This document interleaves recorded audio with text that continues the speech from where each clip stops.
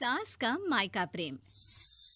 रिद्धि की सास को हर वक्त अपने मायके का गाना गाने की आदत थी। अरे बस करना माँ, मामा का ये किस्सा तू 50 बार पहले भी सुना चुकी है। अरे हाँ, तो क्यों ना बताऊं। तेरे चाचा तो उस वक्त हाथ झाड़ कर खड़े हो गए थे। तब मामा ही था तेरा जो आगे आया और मदद की। देखो अब ठीक है ना, जो हो गया सो हो गया। क्यों एक बात को हमेशा गाती रहती हो। अब तो बहू घर आ गई है, उसे तो सबको मान कर चलना है ना कि सिर्फ सास का मायका ही समझेगी वो। तभी वहाँ रिद्धि आ जाती है। माँ, आज मैं घर जा सकती हूँ? माँ को मेरी बहुत याद आ रही है। शादी के बाद एक बार भी नहीं गई। हाँ तो कौन जाता है। अरे मेरी शादी के बाद जब मैं विदाई होकर आई, इतना बड़ा ससुराल मेरा, खाने वाले 10 लोग और बनाने वाली मैं सिर्फ एक।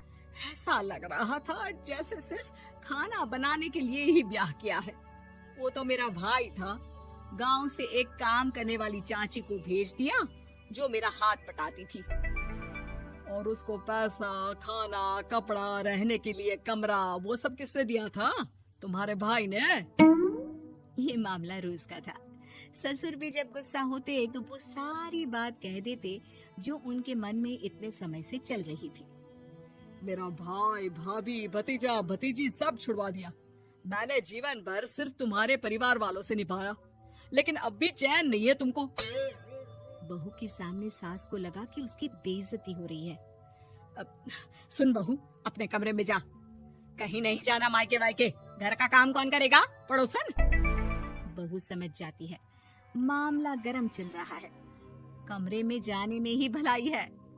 कमरे में क्या है? तुम्हारी माँ हर वक्त चिक चिक चिक करती रहती है।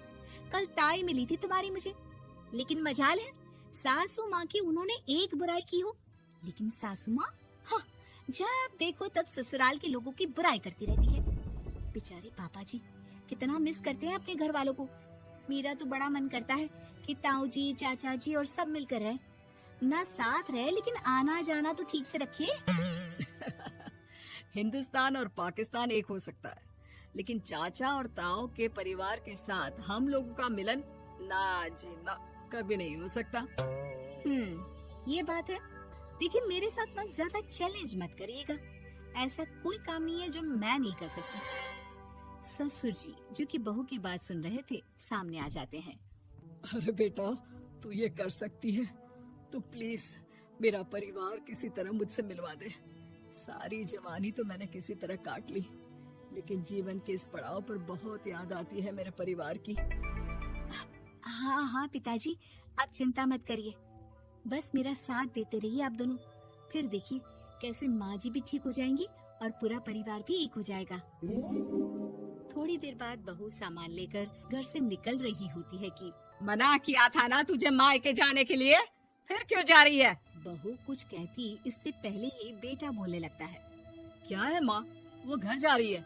वैसे भी उसके माता पिता ने मुझे 10 लाख दिए तब जाकर मेरा काम शुरू हो पाया, वरना तूने मेरे लिए किया क्या है?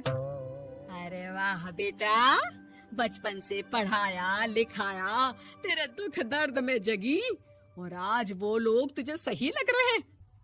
और फिर ससुराल में लड़की खुश रहे, ये तो मायके वालों की जीवन भर की जिम्मेदारी रहती है।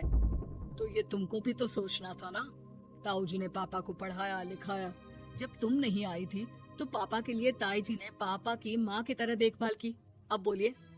अरे तू कुछ नहीं जानता बेटा, तेरे पापा को सब पता है, तभी वो उन लोगों से वास्ता नहीं रखते। मैं उन लोगों को जानता हूँ, लेकिन मैं तुम्हें नहीं जानता कि तुम्हारे मन के लायक काम नहीं हुआ तो तुम घर की शांति बर्बाद कर दोगी। सास जोर जोर से चिल्लाने लगती है। तभी वहाँ सास का भाई आ जाता है। अरे क्यों आप लोग मेरी बहन को परेशान करते रहते हैं? पहले ये जीजा कम थे, जब बहू भी आ गई। बहन, मैंने तो 30 साल पहले ही बोला था, अपना हिस्सा ले और छोड़ इन लोगों को, चल अपने साथ। बहू समझ जाती है कि मामा ससुर की नजर किस पर है। देखा, तुम लोग मुझे अकेला मत समझना, मेरा भाई खड़ा है आज भी मेरे लिए। बहू मायके जाती है और आते वक्त साथ में एक नौकरानी ले आती है। अरे बहू, कुछ खाने को दे दे। अरे आंटी, क्यों भाभी को परेशान करती रहती हो? उनके भाई ने मुझे जिम्मेदारी दी है। किसी भी चीज की परेशानी नहीं होनी चाहिए भाभी को। जो चाहिए मुझे बोलने का। आय हाय, बहू के मायके वालों का इतना दखल। ये मेरा घर है, कोई कल का आए इसे पूरा कैप्चर कर ले, ये बर्दाश्त नहीं होगा मुझसे। क्या हो गया सासू माँ? क्यों सुबह सुबह चिल्ला रही हैं? चमेली, ओ चमेली, क्या कहा था मेरे भाई ने तुझे? अरे दीदी बहुत तेज है आपकी सासू माँ। मैंने तो बोला कुछ चाहिए तो मांग लो मुझसे। अरे निकल यहाँ से, घर को रेलवे स्टेशन बना रखा है, जो देखो वो घुमा जा रहा है यहाँ से वहाँ। ये कहीं नहीं जाएगी। ये जाएगी तो घर का काम कौन करेगा? मैं। हाँ, और क्या करती है बहुएं? घर का काम ही तो करती है, इसमें नया क्या है? तभी वहाँ ससुर जी आ जाते हैं। हाँ, तो यही बात तो तुम्हें भी समझनी चाहिए थी ना। आज बहू के मायके से नौकर आ गया तो तुम्हें बुरा लग रहा है? अरे तो उस वक्त गर्मा गर्म खाना तो सबने खाया ना। ऐसा तो नहीं है कि मेरे मायके का नौकर था तो सिर्फ मेरे लिए बनाता था। अरे निकालो इसे, फिलहाल बाद में बात करती हूँ। सास का गुस्सा जोर से नौकरानी पर फूटता है। तभी वहाँ बेटा सामान के साथ आकर खड़ा हो जाता है। चलो रिद्धि, तुम ठीक बोलती हो। मेरी माँ को तो हम लोगों की कोई फिक्र है ही नहीं, ये तो सारा दिन सिर्फ अपने बारे में सोचती है। और देखिए, मैं अब से कह रही हूँ कि अब से इस घर की तरफ आपको देखना भी नहीं है। नहीं आना आज के बाद इन लोगों से मिलने। हाँ हाँ, बस कभी कभी दिन में 2 बार मिलने आ जाओ। नहीं, बिल्कुल नहीं। ससुर झूठा नाटक करते हुए। मेरी बीवी ने मुझे मेरे ही परिवार से दूर कर दिया, आज बहू मेरा इकलौता बेटा दूर कर रही है। हाय, कैसे जीऊंगा मैं? वाह, वो भाई जो आपको बेटे की तरह मानता था, उन्हें छोड़ने में तो दुख नहीं हुआ।